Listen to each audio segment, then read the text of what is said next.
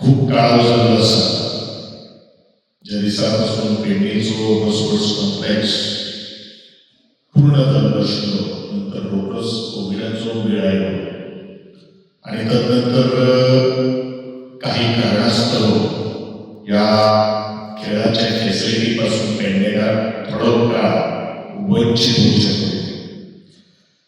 पण आज इतिहासात वता आसतना आमी मुखार वचून कितें करपाक असो तरेचो स्पोर्ट्स कॉम्प्लेक्स आसा तेचो यूज पर्सनल फिजिकल फिटनेस त्याच बरोबर सर्वांगीण तो विकास जावपाक जाय.